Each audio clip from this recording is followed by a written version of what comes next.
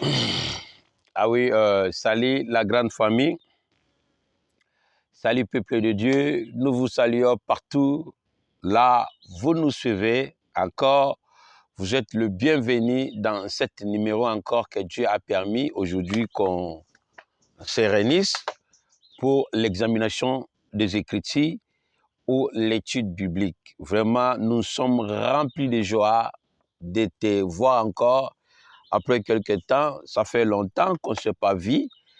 Alors, je ne sais pas où tu étais, tu n'as même pas dit, tu n'as même pas rappelé, on t'a cherché là. Alors, vous êtes le bienvenu partout dans le monde où vous nous suivez, dans votre chambre, sur ton écran, et partout que Dieu soit avec vous. Alors, aujourd'hui, ce mardi, comme nous avons convoqué mardi le 17 mars, comme nous avons convoqué, raison parce qu'on a une action, une réunion des nations intitulée Les nations au Conseil de Dieu. Et c'est une réunion globale des nations au Conseil de Dieu qui se tiendra du 18 au 20 mars. Alors, c'est ainsi, on a changé les jours de notre culte mardi. Souvent, l'examination des Écritures, c'est mercredi. Alors, à cause de cette réunion des nations au Conseil de Dieu, nous avons mis en arrière les réunions, examination des Écritures, mardi, aujourd'hui, pour cette semaine. Alors, la semaine prochaine, on va retourner normalement. Alors, pour une annonce, nous avons une réunion globale des nations au Conseil de Dieu. Alors, cette réunion réunira toutes les nations du globe, toutes les nations du planète Terre. Et c'est une convocation de l'Éternel pour les nations à venir au Conseil de l'Éternel. Et que nous avons intitulé Les nations au Conseil de l'Éternel. Les nations au Conseil de Dieu. C'est une convocation des nations pour le jugement de l'Éternel. L'objet de cette réunion, c'est pour le jugement de Dieu. C'est-à-dire, Dieu a convoqué les nations parce qu'il a un jugement à prononcer, à déclarer sur tous les royaumes de la terre. Il y a 2 semaines passées, on a eu une conférence des nations pour Christ. Alors, c'était pour la première fois dans la mission de l'Église que l'Église sont réunies pour Christ. Et nous avons, dans l'histoire de l'Église, l'Église était unie après Israël, selon la Bible hébraïque qui révèle que c'est à partir du roi, des empereurs, des impériales, que l'Église était mise ensemble. Que l'Église était mise ensemble. Mais cette fois-ci, Dieu a réuni les églises, Dieu a réuni les nations pour la première fois que nous avons intitulé la conférence des nations pour Christ. Donc, cette merveille, il y avait une nouvelle dispensation de la connaissance selon le point théologique qu'on a conclu. Et cet point, c'est un point de départ pour le royaume de Dieu et pour l'Église sur la terre.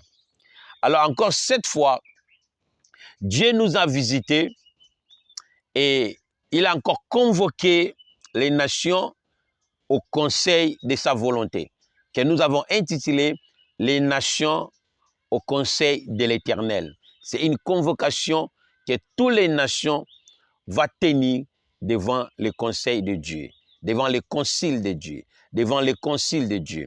Alors, c'est du 18 mercredi demain et jeudi le 19 et vendredi le 20. Alors, c'est vous qui sont les témoins de ces choses. Rappelez des gens, invitez des gens Ici, il y a toujours les 3 rangs. Le premier rang, c'est la présidence. Le deuxième rang, c'est le roi. Le troisième rang, c'est les hommes d'affaires. Alléluia. C'est les hommes d'affaires. Parce que l'objectif de cette réunion, Dieu a un jugement à prononcer sur toutes les nations de la terre, sur tous les royaumes de la terre. Parce que ce sont les 3 rangs qui dirigent les nations, qui manage the state with the presidency, la présidence, le roi territorial et les hommes d'affaires. Ces 3 rangs, c'est le noyau d'une state qui fonctionne État. Alors, c'est cet noyau que Dieu va redresser les autres à déclarer un jugement sur tous ces gens. Alléluia. Alors, c'est ça la nouvelle et l'annonce. Alors, aujourd'hui, nous allons entrer directement dans l'examination des Écritures. Pour commencer, rejoignez-moi dans la prière. Tu vas prier là où tu es, afin que si tu es ta première fois, alors tu dois remercier Dieu d'être là et recommander les cultes entre les mains de Dieu. Prions. Alors, Jéhovah, nous recommandons ce temps entre tes saintes mains. Nous supplions ton amour et ton esprit de dominer notre esprit, de prendre possession de contrôle de cet auditorium, de cet auditoire, et que tous les hommes ici soient sous ton autorité, sous l'autorité du Saint-Esprit, sous l'autorité de Jésus, sous l'autorité de Jéhovah. Que l'Esprit éternel entre dans l'esprit de chaque homme qui nous suit dans leur maison et qui sont connectés partout dans le monde. Et nous supplions que pendant l'examination des Écritures, que chaque âme comprenne la certitude, l'authenticité de la parole, de la vérité, et arrive à la compréhension qu'il faut pour la transformation et le renouvellement des pensées, la régénération de l'esprit. Contre ta volonté, Jéhovah, je me lève comme étant un mandaté, une autorité sur tous tes esprits mauvais. Car il nous a été dit, tout esprit est soumis devant les prophètes. En qualité d'un messager de porte-parole, de représentation de l'Éternel sur la terre, je ménage cet esprit. Au nom puissant de Jésus-Christ, nous te supplions. Amen. Alléluia. Alors, aujourd'hui, nous avons beaucoup à faire. Nous sommes dans la prière pour la préparation de cette réunion des nations intitulée « Les nations au conseil de Dieu ». Alors, on n'a pas vraiment beaucoup de temps. Alors, nous parlons si vous connaîtrez la vérité et la vérité vous affranchira. C'est un thème qu'on a déjà commencé. Aujourd'hui, je pense, sera troisième partie. Hein? Troisième partie. Alors, si vous n'étiez pas là pendant les enseignements, je vous renvoie encore, après l'enseignement d'aujourd'hui, à aller resuivre encore toutes les étapes au premier, deuxième, jusqu'à là où nous sommes. Vous allez bien comprendre, comme les Anglais disent, you will catch up. You will catch up. Otherwise, you miss all the teaching. Because c'est donné en série. It was given in series. So, pour comprendre, you need to go in the beginning. Vous devez aller commencer au début. Alors, nous parlons si vous connaîtrez la vérité et la vérité vous affranchira. Je veux que tu répètes ça. Dis à ton frère, vous connaîtrez la vérité et la vérité vous affranchira. Retrouve sur le livre de Jean chapitre 8, verset 32. Et vous allez continuer jusqu'à 50 pour voir l'histoire qu'il a. Alors dans ce passage, nous avons regardé un scénario de 2 personnalités, les 2 camps, entre Jésus-Christ, le Fils de Dieu, et le fils d'Abraham, autrement les pharisiens. Et dans cet scénario, nous avons présenté Jésus-Christ comme étant un docteur et les pharisiens, le fils d'Abraham, les descendants d'Abraham, comme étant un malade qui est diagnostiqué, que le docteur a diagnostiqué, paix à son âme, notre papa Baruchi, avec son message, Jésus, le docteur Jésus. C'est aujourd'hui, quand je parle de Jésus-Christ comme un docteur, mon esprit est allé à cet événement. Il a tenu des grandes croisades, des grands services au Congo, avec son thème, le docteur Jésus. Alors, Jésus-Christ est incarné à l'image d'un docteur qui rencontre un malade, un patient, un patient, et lui fait l'analyse, c'est-à-dire il lui a diagnostiqué la maladie, mais il a trouvé la maladie et a prescrit la malade une prescription de médicaments qu'il faut boire pour être sauvé.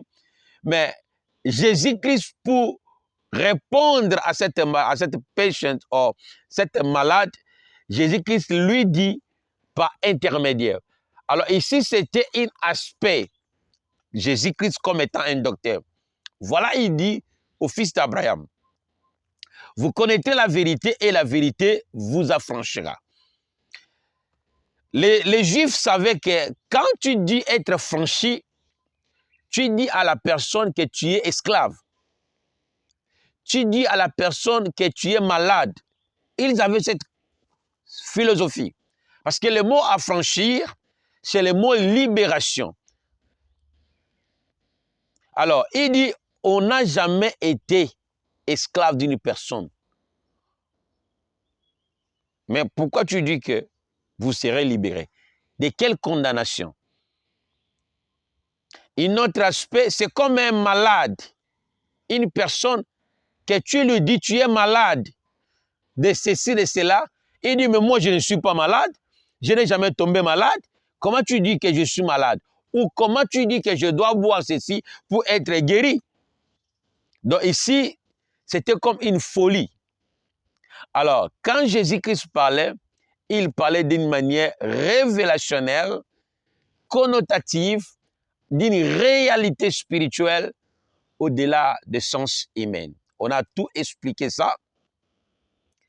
La condamnation que Jésus-Christ a dit, vous connaîtrez la vérité et la vérité vous affranchira, était au niveau de leur pensée que nous appelons le péché d'Adam. Jésus-Christ refuse qu'il n'était pas descendant d'Abraham parce qu'il a retrouvé la sémence de Satan, un opposant, un calomniateur. Alors, s'ils étaient le fils d'Abraham, on allait retrouver la sémence d'Abraham. Sans oublier que quand Jésus-Christ parlait, il ne s'adressait pas aux gens qui étaient devant lui, le fils d'Abraham, mais il adressait à la sémence qui a trouvé en eux. Quoi? L'antisémite, la jalousie, la haine.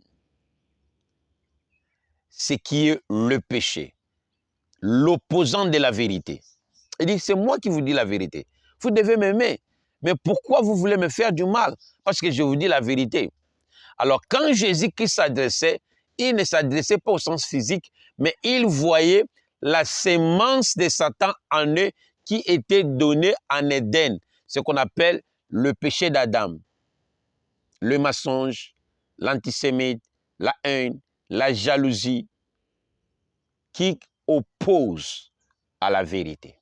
Alors ici, c'est la sémence de Satan qui est retrouvée en eux et qui les qualifie automatiquement les descendants de Satan, la progéniture de Satan. C'est ainsi il a dit, vous voulez accomplir les désirs de votre peur. Quand il ne se tient pas à la vérité, parce qu'il n'y a pas la vérité en lui, il préfère les maçons parce qu'il parle de son propre fond. Il était menteur, meurtrier dès le commencement. Donc ici, Jésus-Christ qualifie les fils d'Abraham comme étant la progéniture, le descendant de Satan. Qui est Satan? Mais un opposant, Opposant de quoi? De la vérité. Opposant de la vérité. Opposant de Dieu. Donc, qui est Abraham? Abraham, c'est l'image de Dieu. Et Dieu a donné l'alliance d'Abraham. Abraham révèle l'image, la personnalité de Dieu, qui est le père de multitudes. S'ils étaient le fils d'Abraham, Jésus qui se dit, vous faites les choses qu'Abraham n'a pas fait. Abraham n'a pas menti. Abraham n'a pas haï. Abraham n'a pas contesté la vérité. D'ailleurs, la vérité lui a fourni la foi. C'est par la foi d'Abraham que la promesse de Messie a été révélée. Mais quelles sont ces choses que vous dites que vous êtes les fils d'Abraham? Donc, c'est dans ce scénario que Jésus-Christ diagnostique et retrouve cette maladie qui constitue un blocage, c'est-à-dire l'esclavagisme dans leurs pensées et une pollution des pensées qui est l'origine du péché d'Adam, qui était répandu sur tout le monde. Et tout ce qui est né de la chair est né dans cette lignée du péché et revêt cette nature pécheresse. On a tout expliqué. Alors aujourd'hui, on va définir le sens du mot vérité selon la littérature et au sens prophétique. On va définir le mot vérité dans la littérature, dans la langue, sa définition, sa connotation, comment ça révèle. Et on va, oui, qu'on a link, oui, qu'on a link de le mot vérité dans la langue et une des prophériques. On va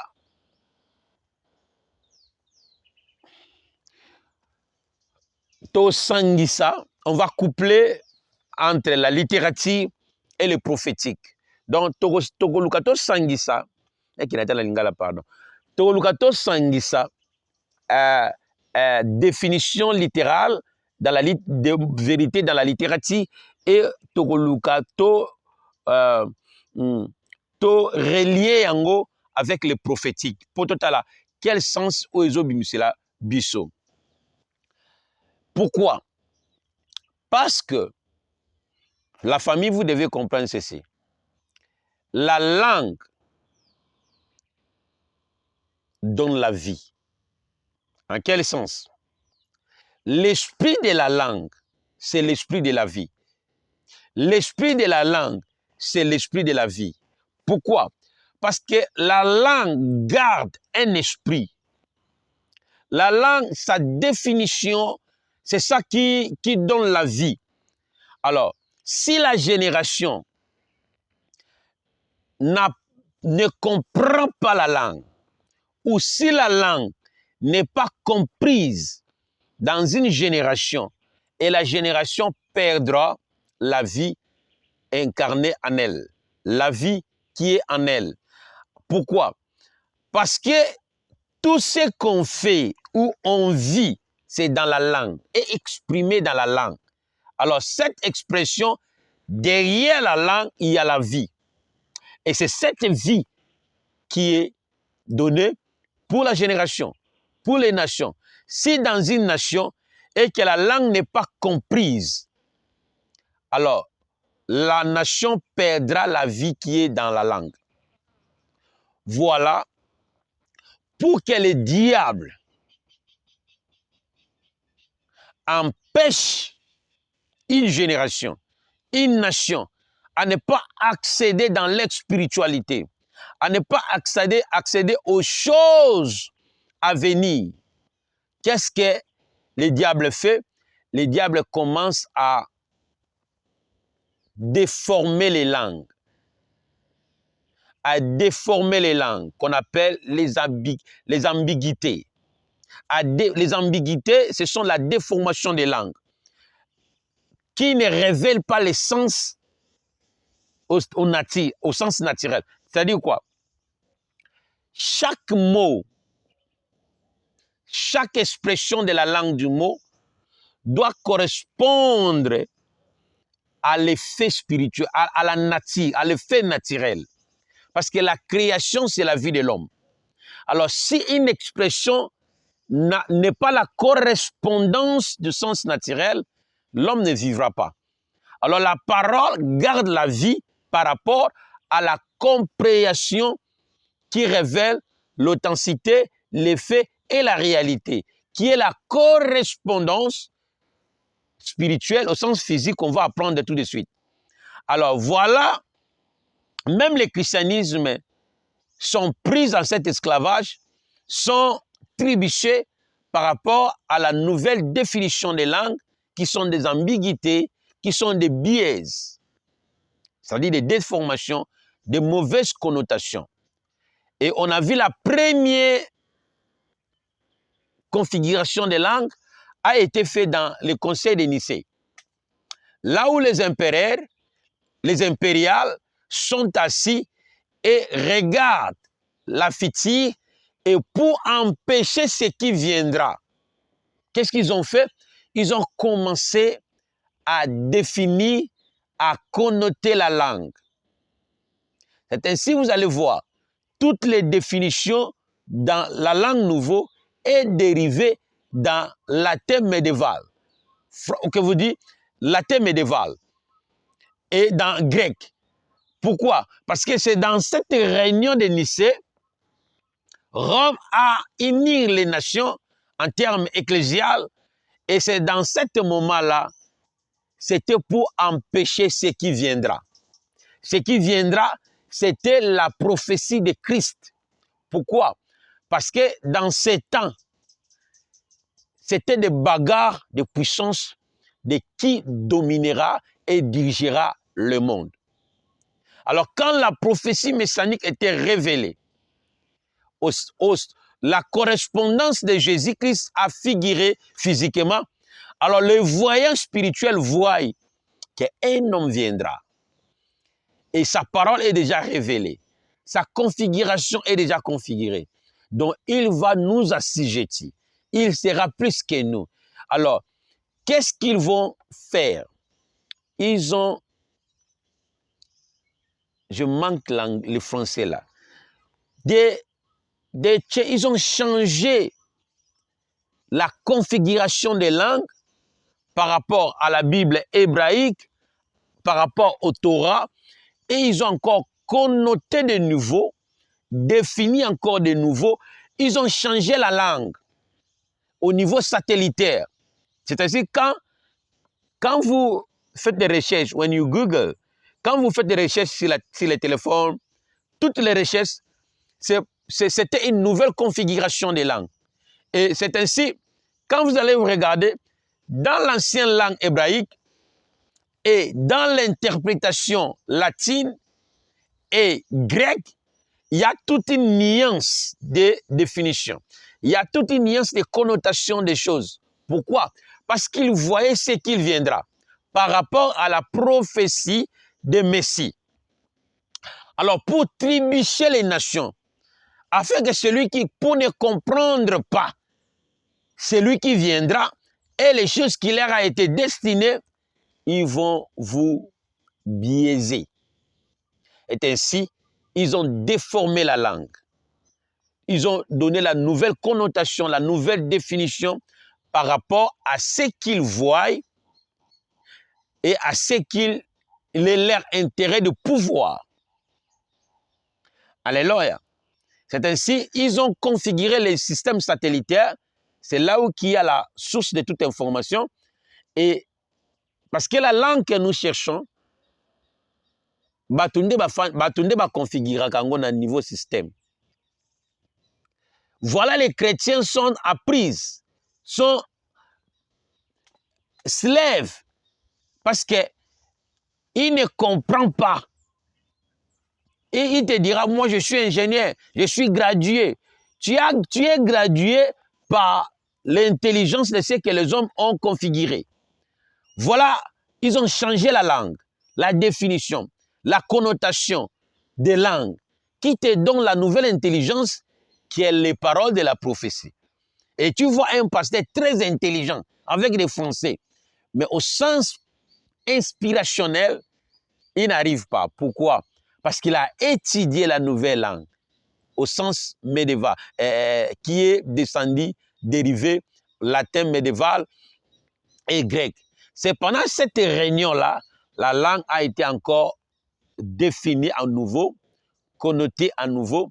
Alors, cette configuration des langues était au sens des biais, de la déformation, afin que la pensée initiale de la prophétie messianique ne soit pas bien comprise aux générations qui viennent.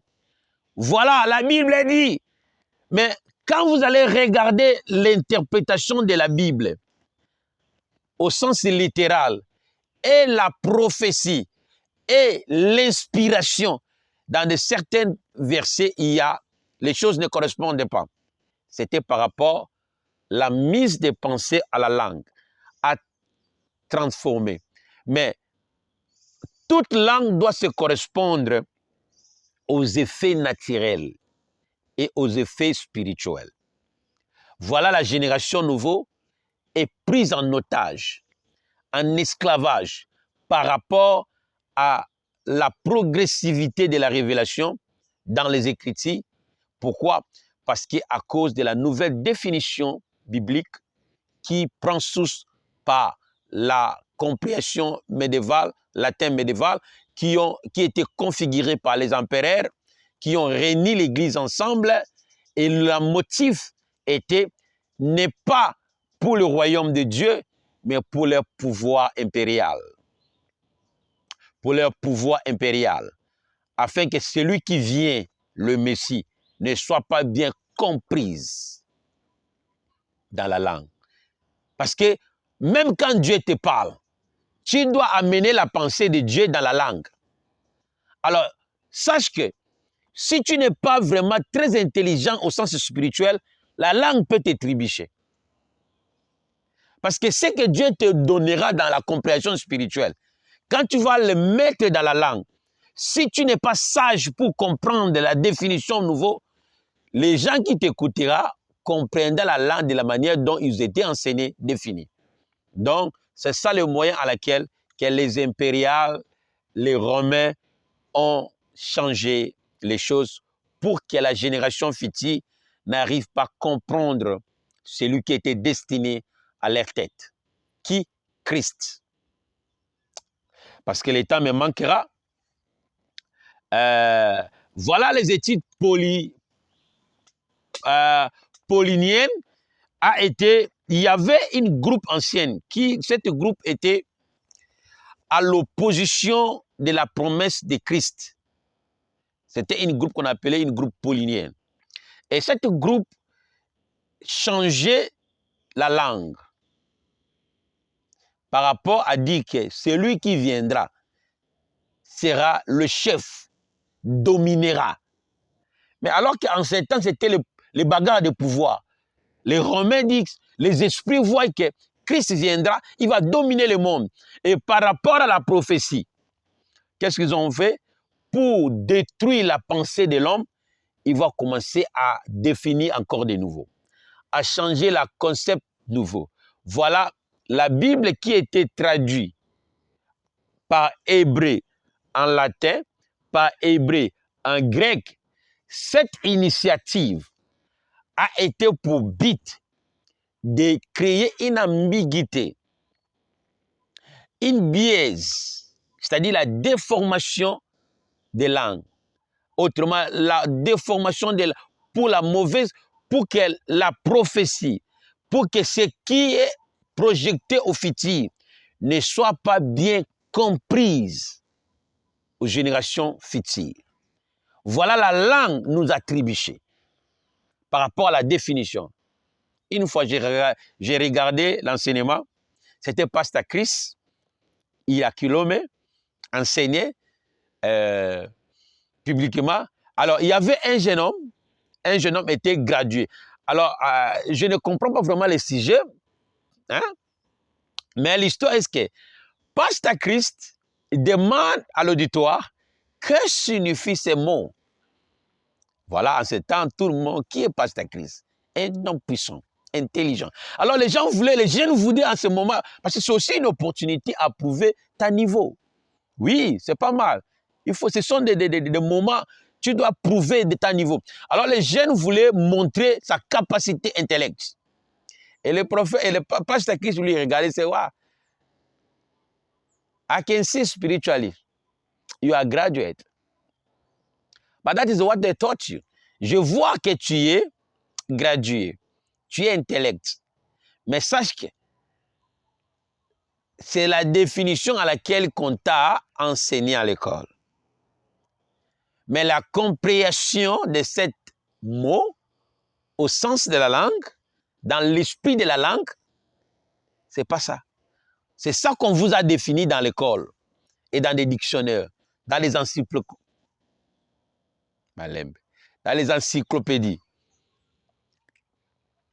Hein? C'est comme ça qu'on vous a... Langue tangate! Langue tangate! Le biloko de guana. Langue tangate! C'est pour s'amuser.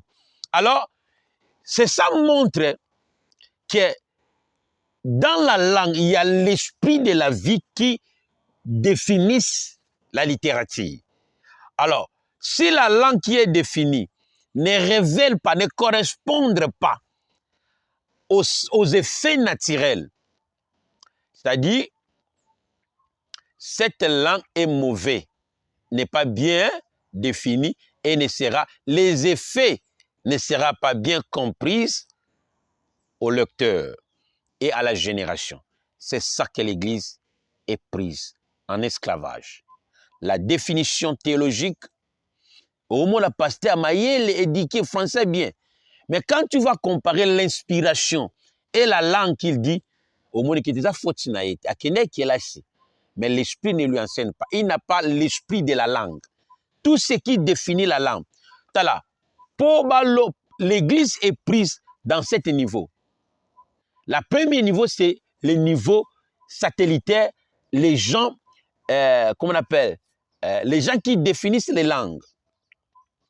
La configuration de la langue au niveau satellite a été configurée en première fois par les empereurs. C'est ainsi, quand vous étudiez la langue, on vous dit la définition est dérivée ou dans français médiéval ou latin médiéval.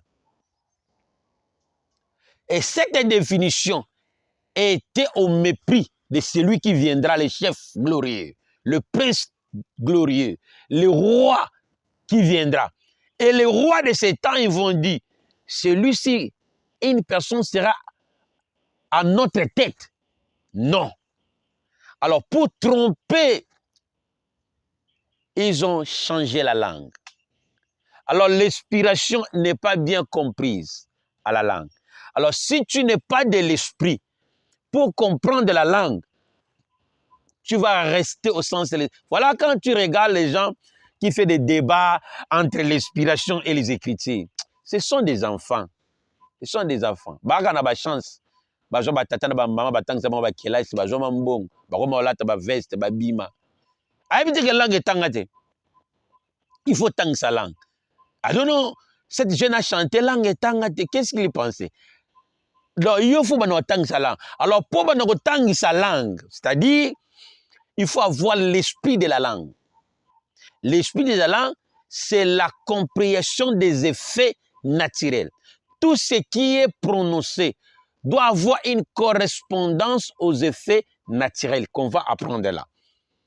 Voilà que le monde est trébuché par rapport à la littérature. Surtout l'Église.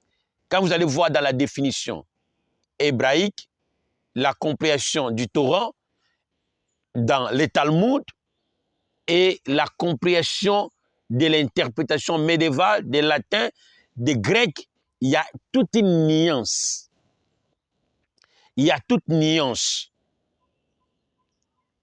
Alors, sans l'esprit, dans l'écriture, tu es trébuché. Yeah? Tu es trébuché. Même ceux qui ont prophétisé, ils ont amené la pensée de Dieu dans la langue qu'on leur a enseignée dans ces temps. Bon, je ne vais pas m'attarder là-bas. Voilà, c'est là où le moyen à laquelle qu'il faut faire attention avec la langue. La langue doit être bien comprise dans la génération. Pourquoi la langue donne la vie? Voilà, vous allez voir, Jésus-Christ a dit aux gens, il dit, au commencement était la parole, et la parole était avec Dieu, et la parole était Dieu. Mais il y a une expression que j'aime beaucoup, que je n'ai pas mémorisée, on va regarder là-bas. Jean chapitre 1, il dit, ouais, il dit, elle était au commencement, toute chose a été créée. En elle, en quoi? En la parole. Parce que the statement is here. Au commencement était la parole, et la parole était avec Dieu, et la parole était Dieu. Deux personnages. La parole et Dieu. Alors Dieu, c'est la parole. Aux hommes, même au niveau, ça c'est l'effet naturel. Mais la précision est celle-ci. Il dit, en elle, en quoi? En la parole était la vie. Donc, la parole ici, c'est quoi? C'est l'expression des mots. La parole est exprimée dans des verbes. Alors, qui veut dire que la langue, le verbe, la composition de la langue, si elle n'est pas dans l'esprit de la vie, donnera la mort. Pourquoi? Parce que dans la langue, il y a la vie. Dans l'esprit de la langue, c'est l'esprit de la vie. Mais si la langue n'est pas bien comprise dans la génération, donc va rendre la génération esclave ou la génération perdra la vie en elle. Même dans l'église, quand les enfants font des débats entre l'inspiration et les Écritures, ce sont des tohiboui, ce sont des enfants. Tu peux comparer l'inspiration et l'Écriture. L'Écriture ne change pas. Même dans les Écritures, nous avons des problèmes de grammaire. Nous avons des problèmes de la compréhension spirituelle dans la langue exprimée en ces temps. On n'est pas là. Donc c'est ça qui veut dire que l'esprit de la langue, c'est l'esprit de la vie. Si la langue n'est pas bien comprise dans une génération, la génération perdra la vie en elle. Alors il faut que la langue doit être comprise. Voilà les empereurs, ils ont précédé les temps à venir en définissant les langues encore de nouveau. Et cette définition était des ambiguïtés, des biais, des déformations qu'on appelle la nouvelle définition, la nouvelle connotation des langues qui ont changé la compréhension initiale en hébreu. C'est ainsi, si vous allez en hébreu, dans l'utilisation des mots, au moins qu'il y a une nuance, même dans la langue nouveau, la connotation diffère dans les différentes civilisations et dans les différentes langues. Il y a certains termes. Si tu dis en Afrique, ceux qui parlent français, le comprenant différent avec ce qui est en Europe. Donc, c'est par rapport à la développement de la langue nouveau. Même la langue change de temps en temps par rapport à la compréhension aux effets naturels qui devaient être encore connotés dans les langues. Sa langue. Bon, retournons. Maintenant, regardez au sens, ce sont des analyses. Regardez la définition du mot vérité, qui est devenu, qui est dérivé en latin. OK? Le mot vérité, dérivé du mot latin. Alors, la définition littérale, dans la littérature, la vérité du latin, veritas, quelqu'un dit veritas, dérivé du mot viras. Veras signifie vrai. Elle est la correspondance entre une proposition et la réalité, à laquelle cette proposition réfère. Donc la vérité est la correspondance. Quand nous parlons de la vérité, on parle de quoi? On voit quoi? Mots. Quand on voit mot, on voit quoi? Langue. Voilà. Alors, la vérité du latin veritas, dérivé du verus, signifie vrai. Et la correspondance entre une proposition et la réalité à laquelle cette proposition réfère. La correspondance appelée aussi théorie de la vérité. Correspondance est l'ensemble des théories définissant la vérité comme une relation de correspondance entre un énoncé. Qu'est-ce qu'un énoncé? Is a statement. C'est les paroles. Un énoncé, c'est une déclaration. C'est une parole. Is a statement. Statement. C'est un énoncé. Un énoncé, c'est une parole, une déclaration, ok, écrite. Donc, la Bible que nous avons, c'est un énoncé de Dieu. C'est une déclaration de Dieu. C'est les paroles de la prophétie ou les paroles de la vérité. Dans cet énoncé de Dieu, c'est ce qu'on appelle les paroles de la prophétie et les paroles de la vérité. Alors, les paroles de la prophétie, c'est les témoignages de Christ. Jean, la Révélation chapitre 19, verset 10, il dit que l'esprit de la prophétie, c'est les témoignages de quoi? De Jésus-Christ. Et Jean 1, il dit la révélation de Jésus-Christ que Dieu a révélé, a montré à son serviteur Jean. Les choses qui doivent arriver bientôt. Et lui a fait connaître par son ange. Ce que dans la Révélation chapitre 1, on a dit au Komona. Pourquoi? Parce que la Bible se révèle en termes d'énoncé de Dieu. Cet énoncé, c'est une déclaration de Yahweh. Ce sont des écrits de Dieu qu'on appelle les paroles de la prophétie ou les paroles de la vérité qui décryptent les pensées de Dieu ou un énoncé. Alléluia. Voilà. C'est là où la langue dit que un énoncé est vrai seulement s'il correspond à la chose à laquelle il réfère dans la réalité ou au physique. C'est-à-dire, une parole est vraie, est vérité, s'il correspond à la réalité référée ou au physique. Je répète. La correspondance, appelée aussi théorie de la vérité, correspondance est l'ensemble de la théorie définissant la vérité comme une relation de correspondance entre un énoncé et une chose réelle. Un énoncé vrai seulement, un énoncé est vrai seulement s'il correspond à la chose à laquelle il réfère ou proposer dans la réalité ou physique. Ici, nous voyons les paroles. On va définir.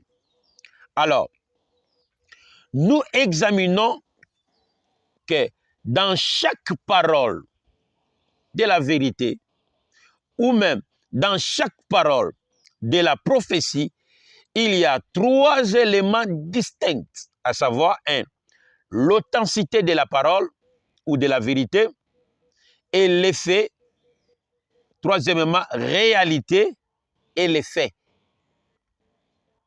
Dans la parole de la vérité, ou dans la parole de la vérité, ou dans la parole de la vérité, ou la parole de la prophétie, il y a 3 éléments distincts. 1. L'authenticité de la parole. 2. L'effet de la parole. 3. Réalité et fait. C'est ainsi on dit ceci. La parole est vraie, un énoncé est vrai s'il correspond à la chose à laquelle il réfère dans la réalité ou physique. C'est-à-dire, ici, nous voyons que les paroles ont une correspondance spirituelle existante. Et que si quelqu'un prononce cette parole, si pour être vrai, cette parole doit correspondre à une réalité existante. Voilà, la Bible dit ceci dans le livre de Deutéronome 18. On va lire Deutéronome 18 et puis on va finir. Deutéronome 18, 21 à 22. La Bible dit ceci. Peut être disant, tu, dans ton cœur, vous pouvez dire aussi, dans ton cœur, dans ton esprit. Comment connaîtrons-nous la parole que l'Éternel n'aura point dite? Le lengeni tokoyeba, malobo nzamba lobite oba prophète bazoloba.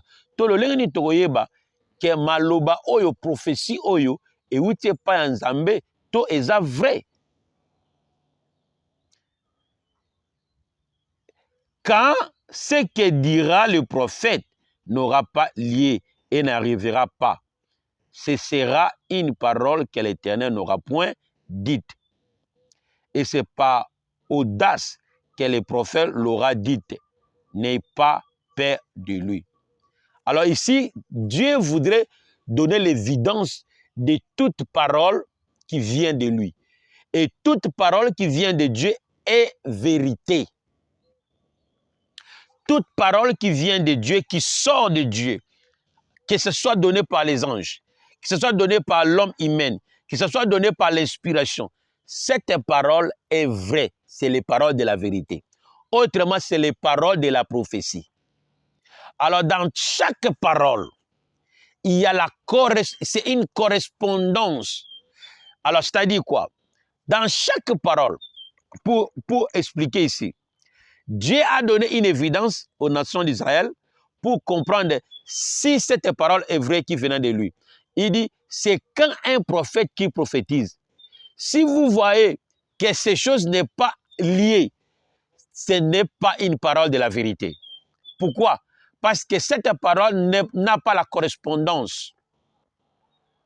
Voilà, vous n'avez pas vu la réalité. Pourquoi? Chaque parole de Dieu est une parole de la vérité, est une parole de la prophétie, qui a la correspondance de cet énoncé.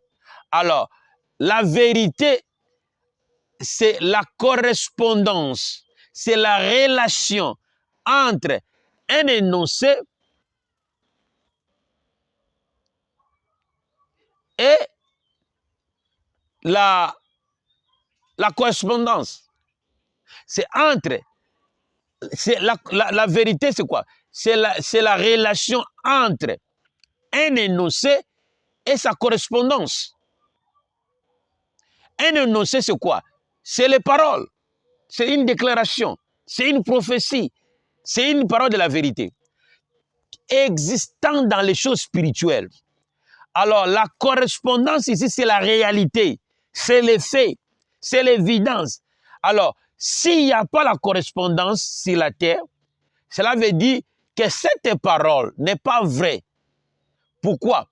Parce que tout ce qui est physique a un lien au spirituel. Voilà Hébreu le dit. Prenons Hébreu chapitre 11, 3. Hébreu 11, 3. La Bible dit, Hébreu 11,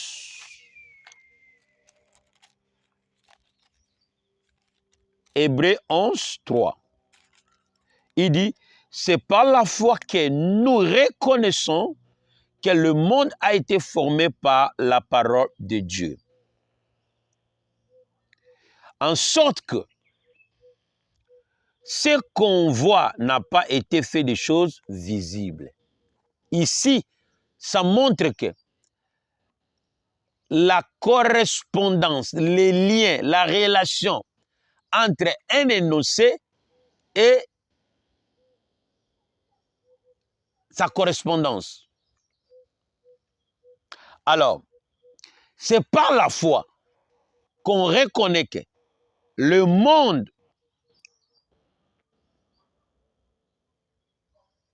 que nous reconnaissons que le monde a été formé par la parole de Dieu, par la foi.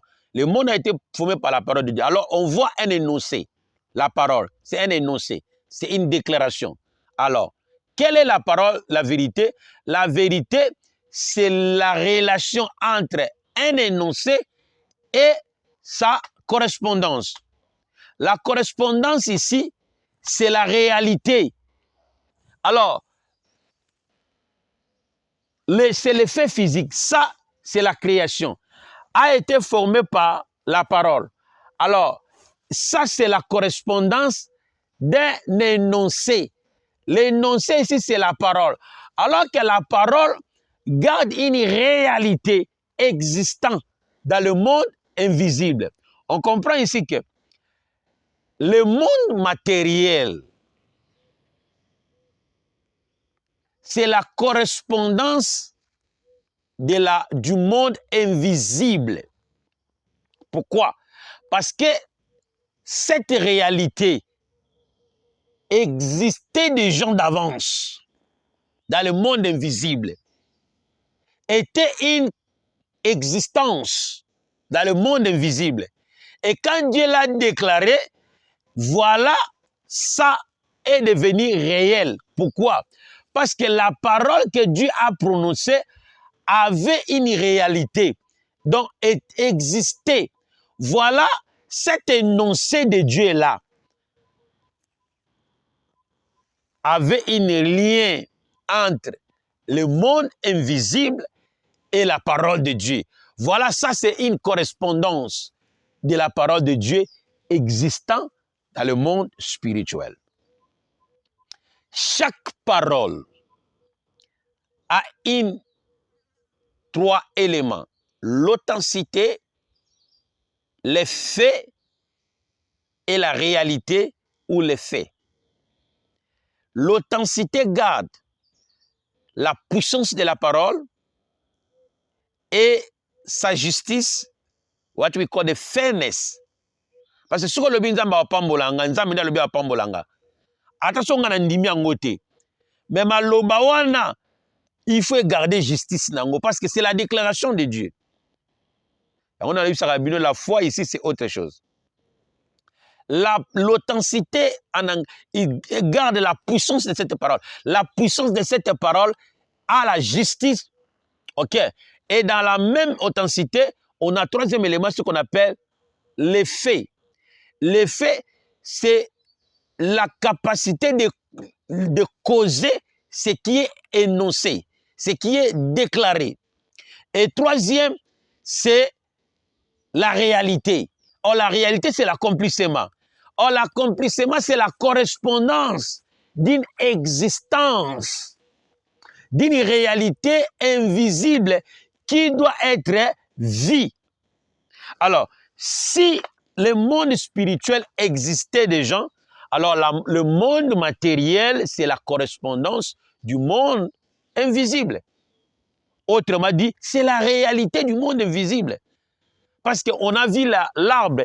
Dans le monde spirituel, il y a des tris, il y a des arbres, il y a de l'eau, il y a des animaux, il y a des créations. Donc, tout ce qu'Adam avait donné sur la terre, c'est la correspondance du monde invisible. Est-ce que je comprends, Marambouana? Ça, c'est le fait de la vérité. Ça, c'est le fait de la vérité.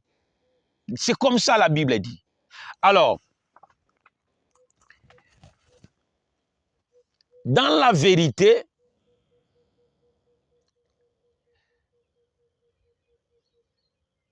le parole de la vérité garde l'authenticité de cette parole, l'effet de cette parole, l'effet de cette parole et la réalité de cette parole ou l'effet de cette parole. Le fait ici, c'est la réalité qui n'est pas en toi, qui est gardée dans cette parole. Alors, cet énoncé ou proposition a un lien dans chaque parole, garde un lien entre l'invisible et le visible, afin que l'invisible soit visible ou matériel. Ici, voilà la langue à cette réalité. Quand nous parlons, voilà, quand Christ dit, vous connaîtrez la vérité et la vérité vous affranchira, est un énoncé de la vérité. Alors, pour que cette parole soit vraie, il faut que la proposition réfère avec... Alors, pour que cette parole soit vraie, il faut que cette proposition de la guérison à travers la vérité soit accomplie au sens physique. Alors, la réalité de ce scénario ne se mesure pas entre les descendants d'Abraham, mais révèle le péché d'Adam qui est répandu dans le monde entier. Et cette réalité, sa vérité dans chaque âme, dans chaque nation, c'est quand on voit la transformation, la proposition de Jésus est réelle. I don't know. Comme si je ne l'aimais pas bien. Parce qu'ici, c'est la conclusion. Parce que si tu ne comprends pas ici, la réalité qui est dans ce scénario va pas être comprise. On a dit que les scénarios entre Jésus-Christ révèlent la chute d'Adam et le monde du péché. OK? Qui est défini par la pollution des pensées, qui est une maladie, une poison, et l'esclavage du péché, qui est une barrière, qu'il faut la libération et qu'il faut un médicament pour la libération. Alors, la proposition de Jésus-Christ pour se libérer dans cet esclavage du péché et pour être guéri dans cette poison de pollution des pensées d'Adam qui est dans notre esprit, c'est avoir la vérité. Alors la vérité est une proposition diagnostiquée pour avoir la guérison de la pollution qui est une poison et avoir la libération de l'esclavage du péché. Alors pour que cet énoncé de Christ soit vrai, en recevant la vérité, il faut que la correspondance de cette parole soit effectuée en nous. C'est-à-dire, la guérison à travers la vérité sera la correspondance d'une existence ou spirituelle de cet énoncé. Or, la proposition, c'était quoi? La vérité. Pourquoi? Pour la guérison. De quoi? Du péché d'Adam, qui est la corruption des pensées. Alors, pour que cette proposition soit vraie, il faut quoi? Il faut l'authenticité de cette parole. 2. L'effet de cette parole. 3. Réalité. Quelle est la réalité ou l'effet? Mais c'est la correspondance d'une existence spirituelle, c'est-à-dire de l'effet, de l'authenticité de cette parole. Alors l'effet de cette parole, c'est quoi? C'est la libération de l'esclavagisme et la guérison de la pollution des pensées. Au sentibilo. Alors ici, quand Jésus-Christ parlait, donc c'était une folie pour le fils d'Adam. Alors que Jésus-Christ ne s'adressait pas comme Ané. Il s'adressait de la sémence du Satan qui est en eux, qui leur a fait esclaves du péché. Et la maladie d'une poison qu'on appelle la pollution des pensées. Alors, pour être équité de cet esclavage, il faut la vérité. Alors, la vérité est une proposition. On se comprend? Est une proposition pour la guérison et pour la délivrance. Alors, pour que cette proposition, qui est un énoncé de la vérité, soit vraie, pour que cette parole de Jésus-Christ soit vraie, il faut que l'homme amona libération na ba pensée na ye, libération de cet esclavagisme et la guérison de cette maladie. Sinon, la parole de Jésus-Christ ne sera pas vraie. Pourquoi? Ou sinon, cette parole de Jésus-Christ n'est pas venue de Dieu. Pourquoi? Parce que tout prophète qui vient en Israël, si ce qu'il dit n'est pas lié, cela n'est pas de Dieu. Alors, pour confirmer que cette parole est vraie, venant de Dieu, il faut qu'il soit accompli. Alors, l'accomplissement physique, c'est une correspondance de cet énoncé. Alors, la vérité, c'est quoi? C'est la relation entre un énoncé et sa correspondance. La correspondance, ici, c'est la réalité. C'est l'effet ou c'est l'accomplissement de cette parole. Alors, quand est-ce que cette parole va être accomplie?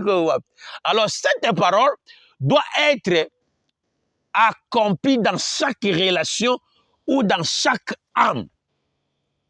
Si nous disons que nous avons les paroles de la vérité, et que si cette parole de la vérité est vraie, doit faire quoi? Doit causer, l'authenticité de cette parole en nous, pour la libération de la pensée, de l'effet de cette parole. 3, la réalité.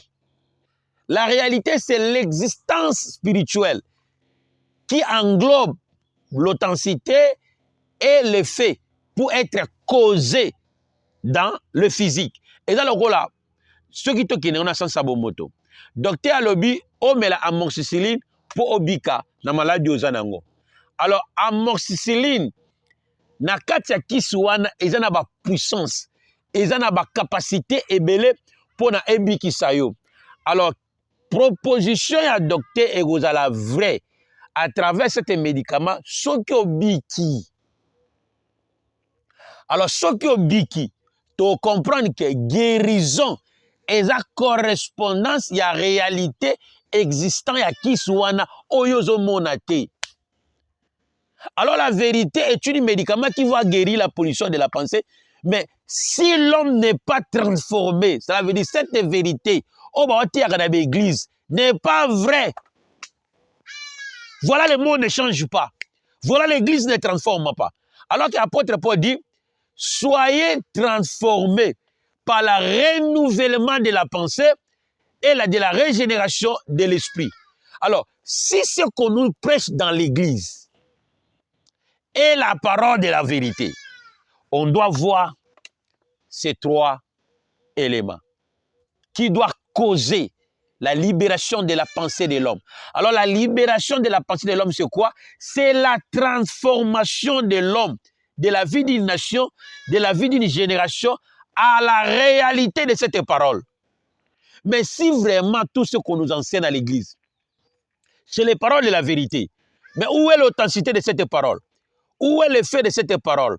Pour que la correspondance soit réelle, afin que nous voyions la fréquence de cette parole spirituelle correspondre dans l'authenticité et l'effet pour que la réalité soit réelle.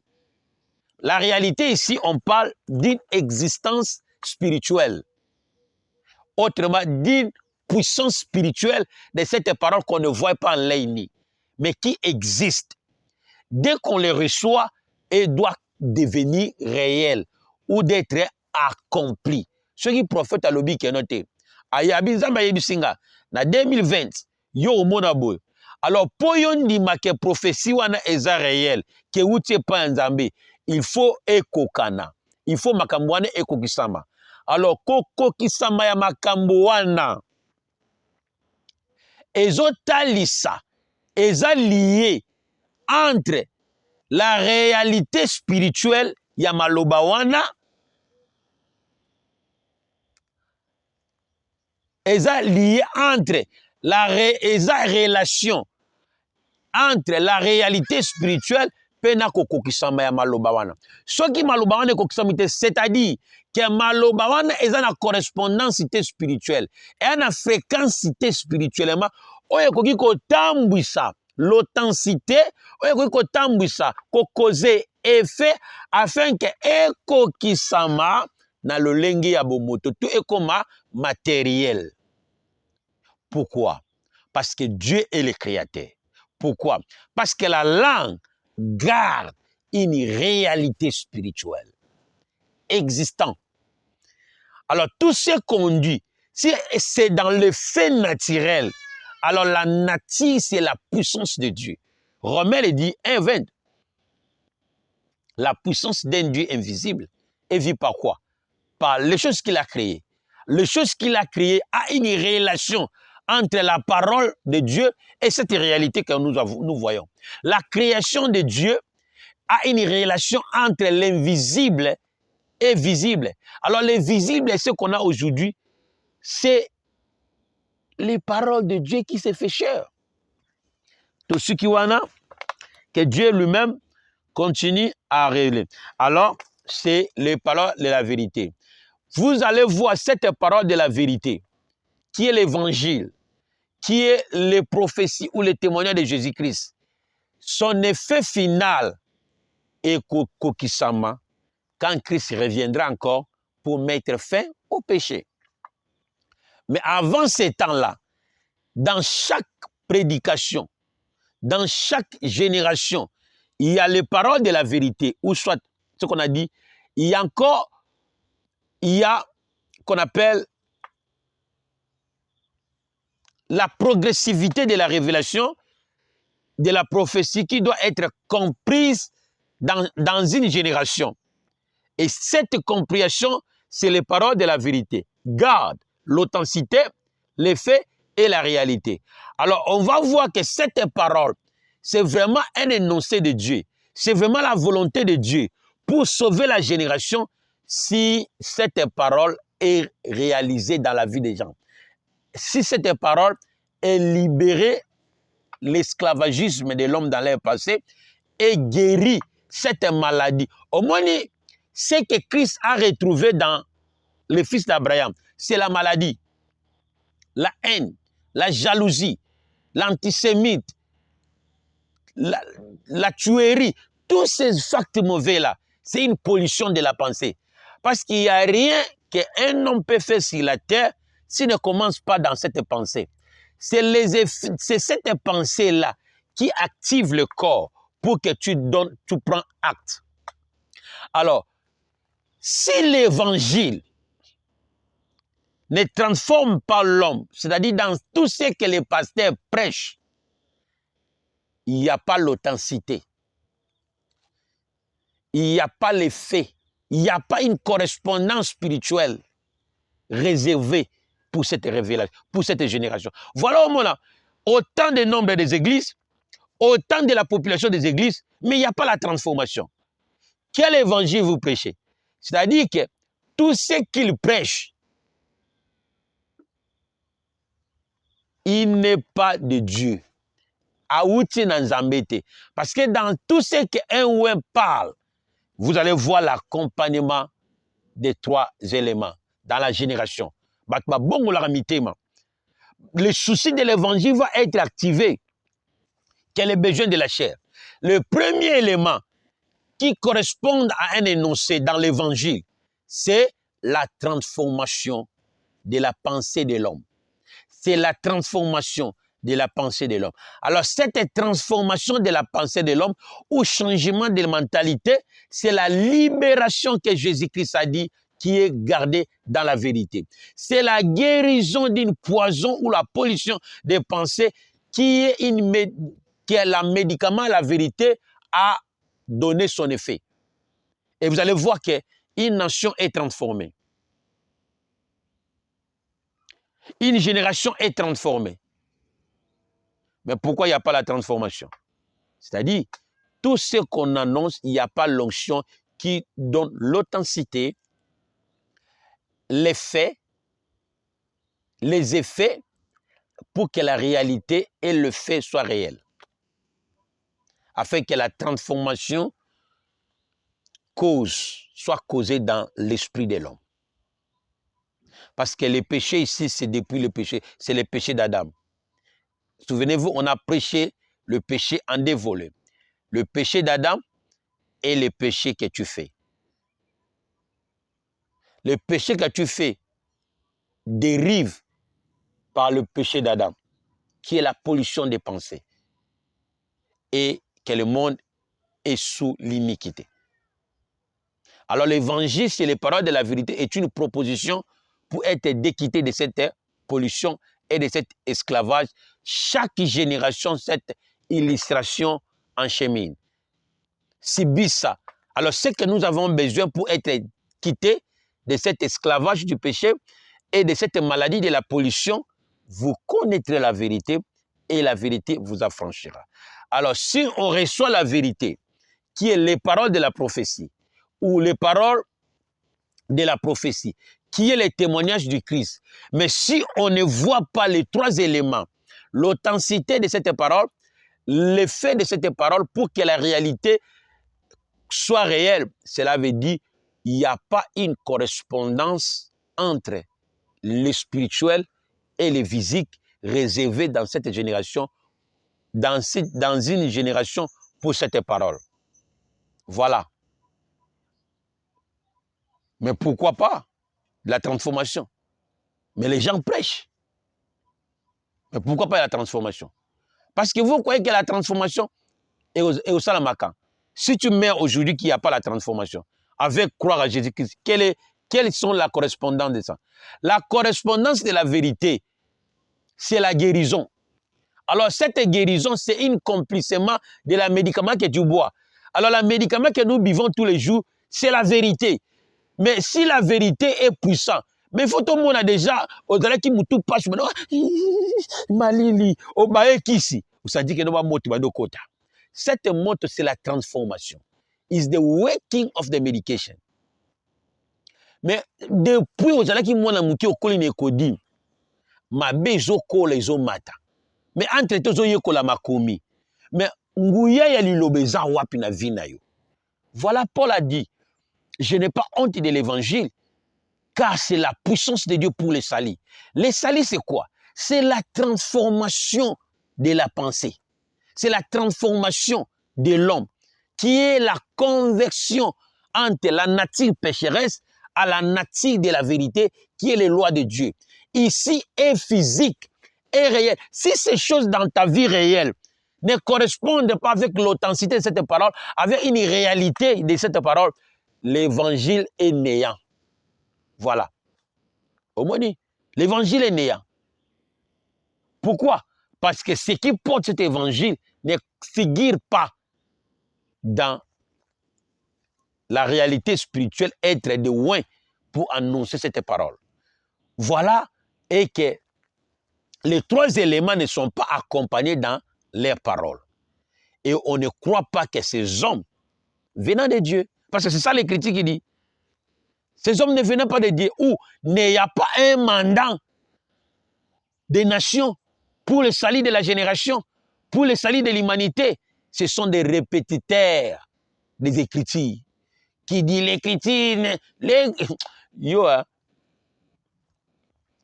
il faut qu'il y ait la transformation pour voir l'efficacité, la justice de cette parole, pour causer à la génération la transformation.